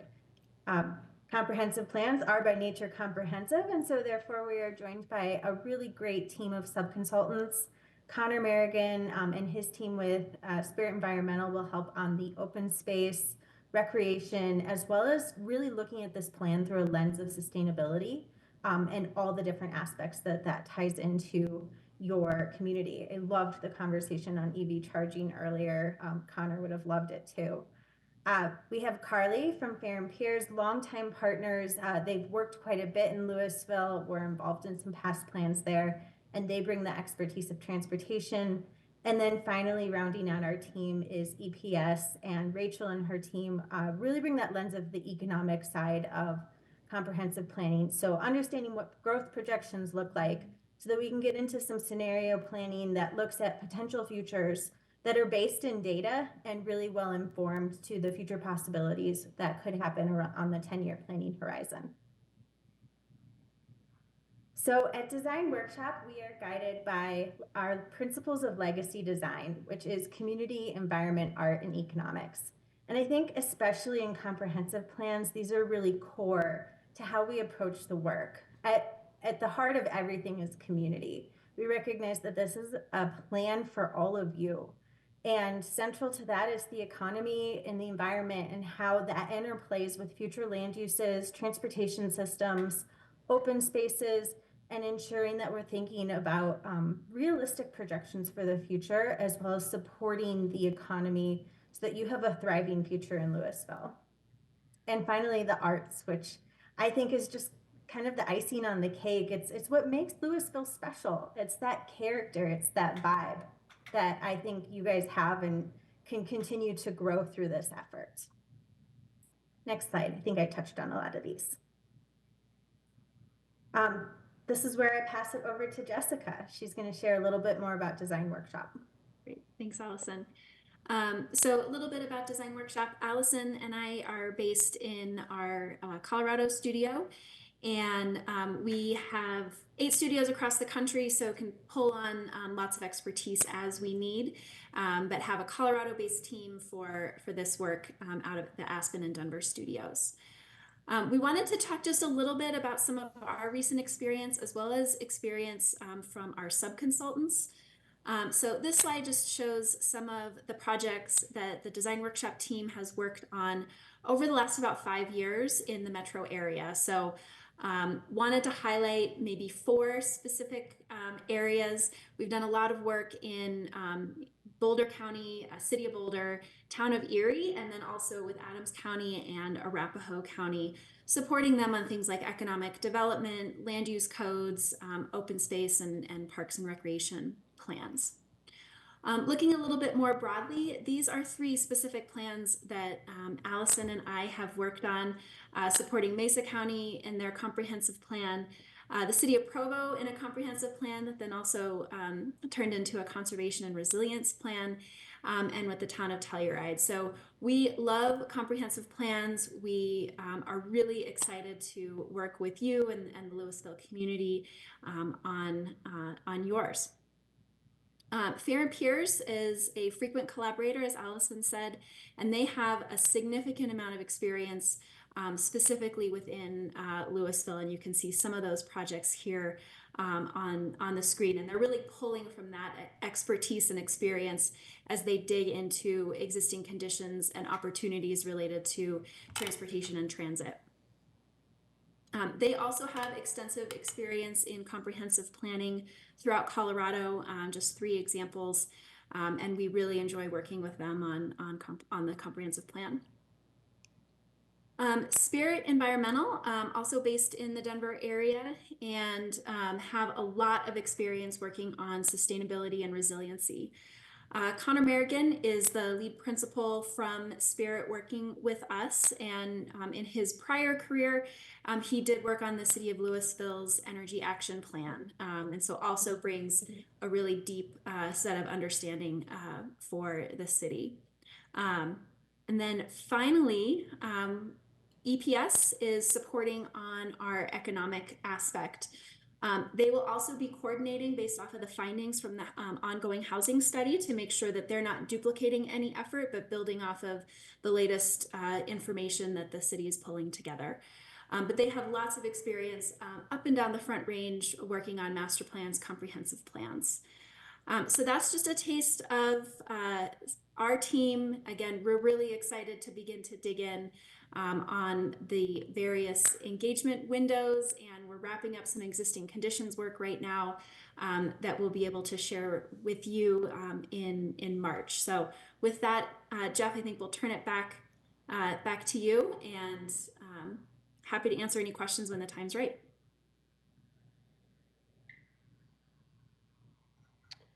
Okay, thank you, Jessica. Yeah, we're really lucky to have such a great team. They're them and their sub-consultants are really well known regionally and nationally for this type of work. So very fortunate to have them. I just have a couple more things, and I want to sit back and listen and answer questions that you all have. Gone the wrong way again.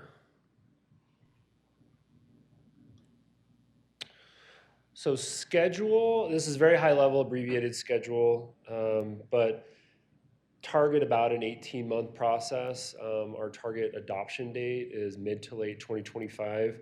We talked about these engagement windows. We're in the middle of and sort of starting the first engagement window. We do want to engage during the warmer months. We recognize that's when people are most out and about.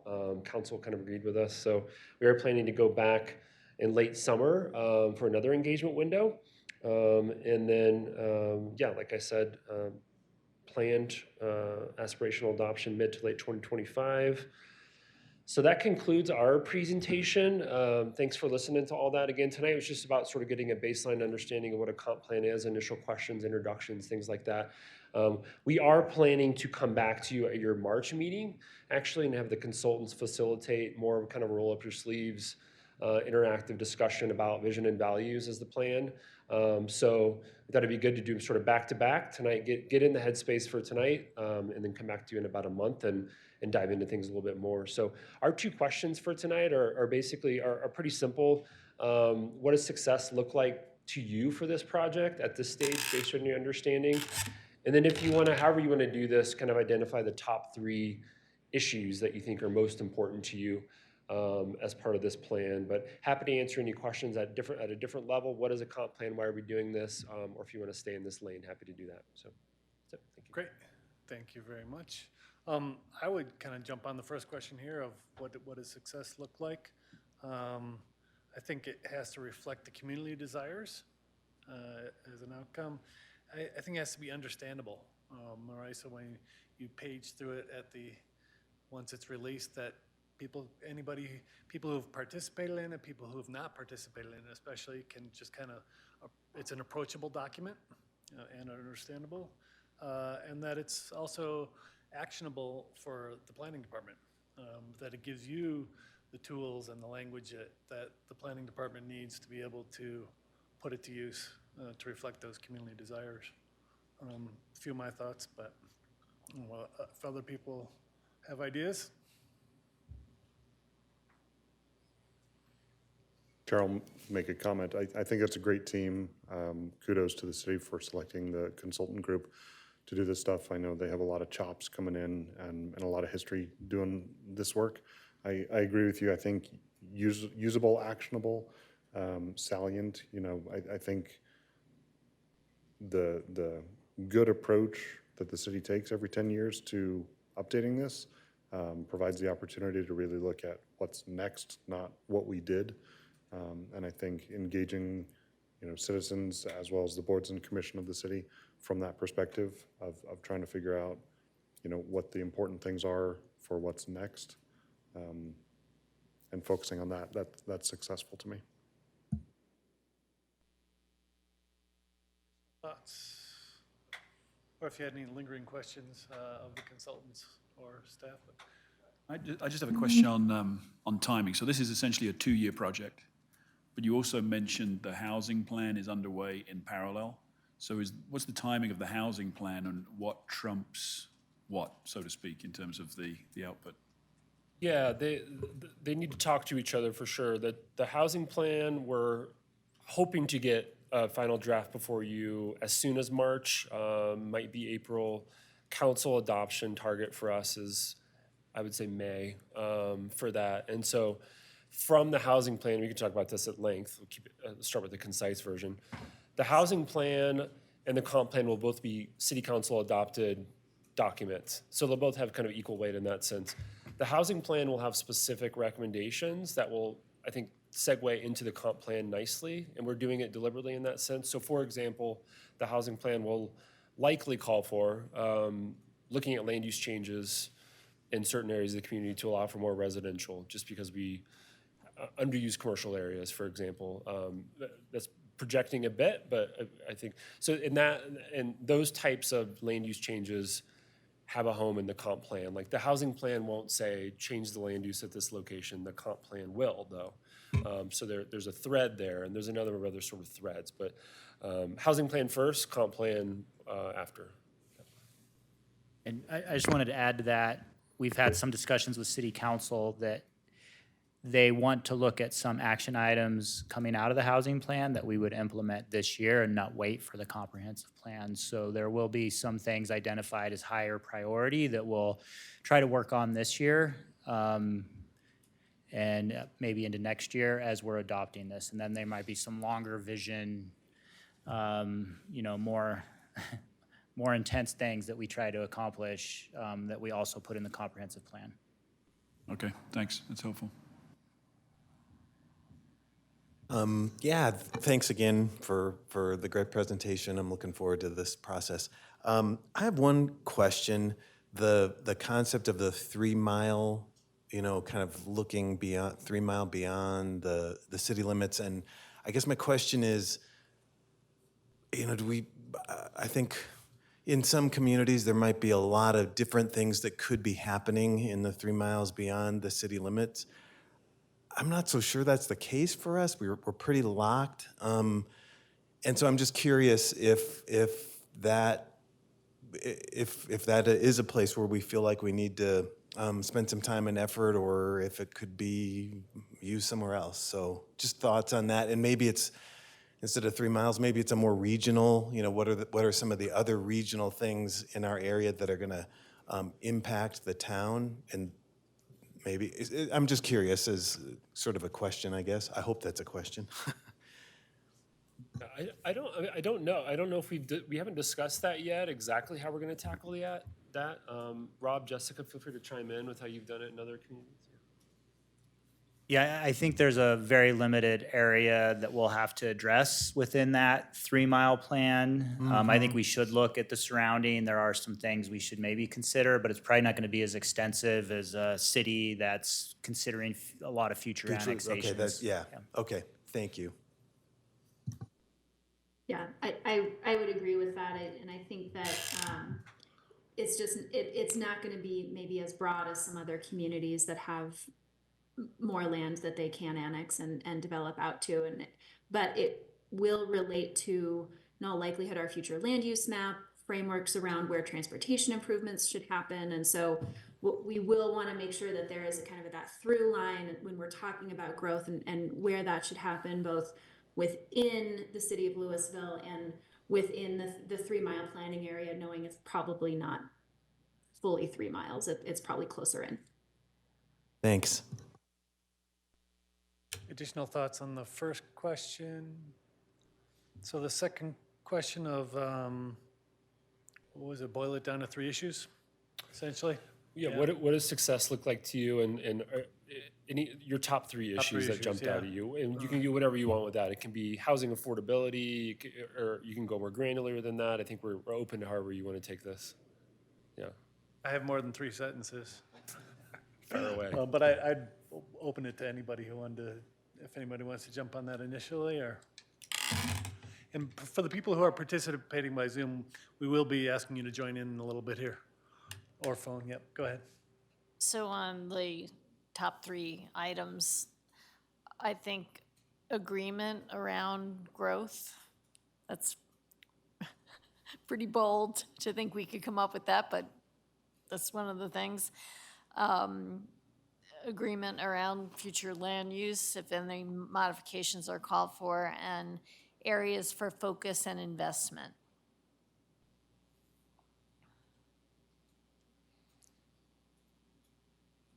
So I can jump in, agreeing on the growth part, and also from the perspective of how do we address affordable housing. And in particular, when it comes to affordable housing, I think this will be a spirited debate about how we can do that and the changes we can make with zoning and other land use to address affordable housing while also trying to preserve, the character of our city. And, and part of the discussion is, what is the character of our city? What should it be? And how do we preserve that while addressing affordable housing? And tied to that also, I think transportation, if we are growing and if we are addressing affordable housing, how do we address the transportation infrastructure and plan for it? I was interested to see, right, so in sustainability, typically we look at economic, social, and environmental, that kind of umbrella over everything. To see art brought up to a 4th pedal in that was different to see. For me, from the social areas, I think DEI or EDI or EID is a kind of an overarching thing that needs to be kind of woven throughout. And then more immediately, though, one of the top issues is housing, clearly, and affordability within that. Beginning with the do we want more, if yes, where and what type, how and where and when, and how does affordability get addressed within that. Economically, I think while we're working on the downtown vision plan, that's being addressed on a certain level. I would hope that we could try to think of how can we take a different approach to ongoing development, redevelopment of the McCaslin corridor. Not just be stuck in the reactive space of this is what they proposed and how can we move forward from there too, so. Yeah, and on that point, how can we inject mixed use possibly and other changes to help support the revitalization effort. Right, whatever it takes. So for environmental, carbon slash energy, they're pretty closely intertwined. Water and potentially solid waste at some point, but it's kind of how I saw a lot of those issues breaking down. So. I think while there was a quick nod to the other parallel efforts that the city is undertaking, I hope that, especially in the context of community engagement, we can use the right vernacular, since parallel lines never meet. And, you know, the housing study, the downtown development, right? All of those things, like, it's great to see the economic, like the economic side of the consultant team coming to bear on this. Because while we absolutely have to focus on things like the affordable housing, you know, creating the economic structures in the long-term comprehensive plan to reinvigorate the economic vitality of the commercial space of Louisville, especially in combination with those other plans, is vitally important. So, Yeah, I think the watchword for me is going to be balance, because affordable housing, absolutely, the McCaslin corridor, absolutely, transportation, but there's going to be a trade-off between aspiration and affordability overall, right? There's a lot of wonderful things we could look for, but then we have to have the economy to support that or fund that. So Yeah. that's going to be the balancing act. I'll be interested to see as we go through that plan. The thoughts? Yeah, please go ahead. I feel like everybody's said all the things.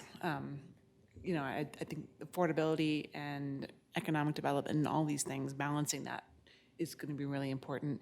I'm curious as to how, you know, we always had this out on the horizon, this potential for the train, and if, you know, if that is something that's going to be woven into this at all, or if it's even realistic to think about it. But some of us don't want to let it go. So, but yeah, I agree with all the priorities everyone else has said are really important. Yep, please. I would just say, it's, again, great discussion, really have appreciated hearing everybody's thoughts. I would add one thing, just like a continued attention to kind of the public and civic realm and like the kind of the livability of the city, places in the city that are really still pleasant to walk in, and just some good attention to that pedestrian scale, I guess. Any other top three issues? I'd like to open it up to public discussion, a little bit more informal here.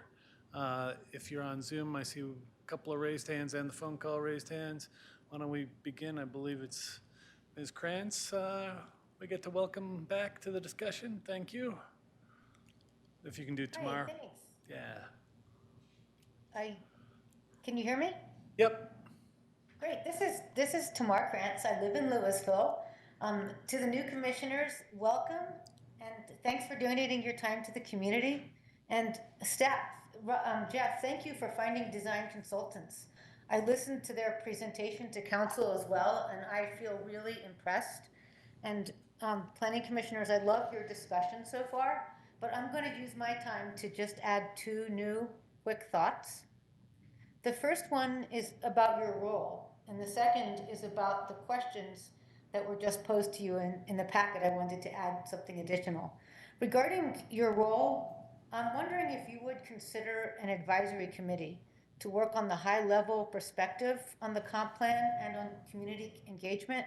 And this is my thought. You have many other duties, and your input is going to be really important in the later phases of translating the community vision into the framework and the policies of the final plan. An advisory committee could help the public to understand what you already understand and how it works. The city initially was considering an advisory committee, and I understand that they've put that role onto you. Just so you know, we have a stakeholder group for the decarbonization plan, and I think the same should be done for the comprehensive plan. It could only help to improve community engagement. I also agree with what Jeff said, that you have a codified role, but the language in 17.64 doesn't require that you play the central role, nor does it preclude a separate committee. So I hope you'll recommend that to increase public engagement. And my second comment is I'm really enjoying hearing your responses to the two questions that were posed. One thing I would hope that you would discuss is the value of having statistically valid surveys as part of what you consider to be a successful plan, so that you can ensure that you're really hearing from the public and not summaries. And also, regarding a successful plan, I have a concern about the projects that inform the plan. I'm concerned that the Prost plan doesn't include enough emphasis on open space and wildlife. So I know you might know that there's an advocacy group that's out recommending that the city consider a separate RFP and a separate plan to draw on experts in prairie and riparian resource management and ecology to boost the role of open space in the Prost plan. Because I don't feel like you'll have that to inform your comprehensive plan. So I have a question. This is more than a question than a comment. I love that the scope of work for this consultant includes an environmental assessment, but I'm really having trouble understanding the role that this EA has in informing the comp plan. It seems really ambitious. So I would like to hear a discussion on how this environmental assessment fits in. And as you know, there's been a few management plans for some open space properties, but the open space master plan hasn't been updated till 2004. So that's my question to you, is I hope you can find a way to incorporate this environmental assessment or an alternative RFP to boost the importance of open space in the Prost plan that's going to inform the comp plan. And then second, I hope you'll consider an advisory committee. Thanks for taking my question and my comment. Thank you. We have somebody with a phone number ending in 226 with a hand raised. Hi there. This is Sherry Summer. I live in Louisville. I've really enjoyed this discussion about the EV charging stations. I just feel really honored to be part of a community with such great residents. And I want to include Tamar Krantz in that. I love your comments, Tamar. Thank you. I feel great that Jeff Hurt is going to lead this. And thank you, Jeff, for your choice of this consultant. So that's all. I feel very positive about all those things. If I were to be asked questions about what I'd like to see, I would really like to see you take a systems approach and that you consider social, fiscal, and environmental sustainability as you look at these decisions. I was really encouraged that one of our new commissioners, Mr. Mahaley, is a systems, that's his job, I guess, is to analyze systems. And that's very, very important because it can be easy to do something good, like, oh, we all want more affordable housing or whatever. But as Mr. Bang, Commissioner Bang suggested, we may not be able to do all those things. We need to think of the implications. When the question was asked, well, what makes our town special? I can tell you I ran for mayor and I knocked on every door with the help of a teammate. And it was very uniform what people said that they loved. They loved the ease of getting around. They loved the small community. They said they didn't want to be like Boulder. And they want Louisville to stay itself and not some other community, not Longmont, not Erie, not Lafayette. And by that, I understand it means organic growth.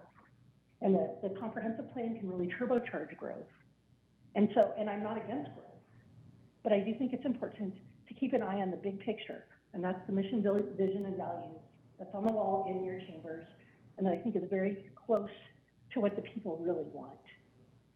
How's my time? Great. I have a couple more things that I want to say if I still have time. Yeah, a little bit. Okay. I really like what Steve Brennan said about this plan being approachable, understandable, and actionable. With reference to Commissioner Choi's comment, like not what we did, I do think we need to be discerning and not throw out the baby with the bathwater. A lot of people like that this is a suburban town. And while I'm not saying we can't deviate from that, I think we need to think of changes that will complement what we have and not go in some completely different direction. I appreciated Commissioner Hunt's approach of agreement around growth, but I would urge you to remember not to become an echo chamber, which is easy to do in a group. And I trust that all of you are independent thinkers and with great powers of analysis, and that you're willing to stand up and not just consider consensus the high school. I really appreciated Commissioner Choi's idea, parallel lines never meet. I've been thinking the same thing, not as eloquently. Please keep the big picture in mind and remember to stay in touch with the community's values. Thank you very much. Thank you. We have a couple other people, but no other raised hands at this time. Any additional commission feedback to Jeff, to the team? This time, no? All right, Jeff, how are you feeling about it? You need something more from us? No, this is great. Like I said, we just wanted to introduce it for tonight, and there's more to come on this, so you'll be able to hit the ground running more the next time now that you know what we're doing here. Yep. Great. Appreciate it. Thank you very much. Thank you all for participating. We will just move into Planning Commission comments. This is, for the new commissioners, this is a time, we can use it for anything that's appropriate. Oftentimes in the past, it used to be like, hey, the ice skating rink is still open. Everybody should go and have fun. Or welcoming our new commissioners. I think we've touched on that a little bit, but it's great to have you all on board for certain. Is there any other comments anybody wanted to make? All right, we offer up staff comments. No staff comments, but per your agenda, there are several other items that'll be before you soon. So housing plan we mentioned. I mentioned that we'll be talking more about the comp plan here in a month. And then we've got some project updates coming your way. Highway 42 Downtown Vision Plan. This is in addition to the land use cases that'll be coming before you. So despite the fact that your first meeting was canceled for the new members, like no worries, there's plenty that will be coming before you. Great. Excellent. With that, then, I would entertain a motion to adjourn. So moved? A second. Second. All in favor? Aye. Aye.